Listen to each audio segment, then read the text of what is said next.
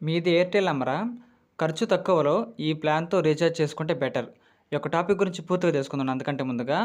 మన ఛానల్ కొత్తగా వచ్చినట్లయితే సబ్స్క్రైబ్ బటన్‌కి బెల్ ఐకాన్ దానిలో పెట్టుకోండి. ఖచ్చితంగా ఈ వీడియోకి లైక్ చేసినప్పుడైతే మరింత మందికైతే వీడియో షేర్ అవుతుంది. మన ఛానల్‌కైతే మీకు సపోర్ట్ అనేది ఈ విధంగా నేను కోరుకున్నానండి.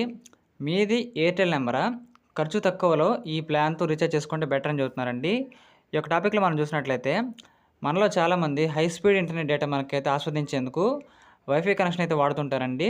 వర్క్ ఫ్రమ్ హోమ్ ఉద్యోగులు కూడా వైఫైని ఎక్కువగా వినియోగిస్తారు.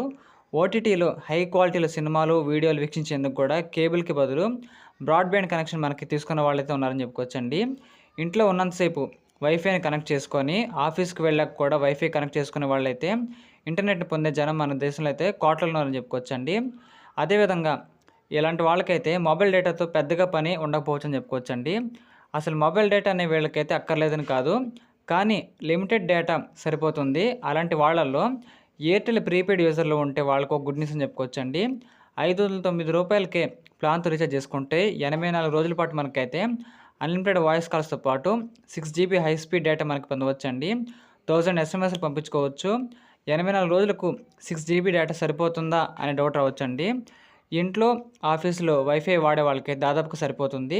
సరిపెట్టుకోవచ్చని చెప్పుకోవచ్చండి. ఎందుకంటే బయటకు వెళ్ళినప్పుడు మాత్రమే డేటా అవసరం పడే ఛాన్స్ ఉంది కాబట్టి, అయినా సరే డేటా సరిపోదనుకుంటే డేటా ప్లాన్ ఉండనే ఉంటుందండి.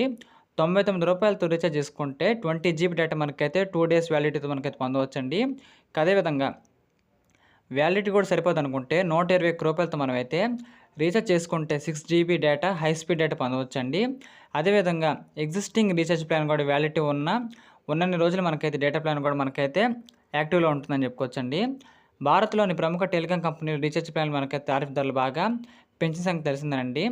రీచార్జ్ ప్లాన్ల ధరలకు దాదాపు 15% పెంచడంతో యూజర్లు ఖర్చు తగ్గించుకునేందుకు ప్రయత్నాలు చేస్తున్నారండి. అదేవిధంగా కేవలం అన్‌లిమిటెడ్ వాయిస్ కాల్స్ మాత్రమే ప్రొవైడ్ చేసే రీచార్జ్ ప్లాన్లు మనకంటూ ఏవీ లేకపోవడం గమనార్హం అండి.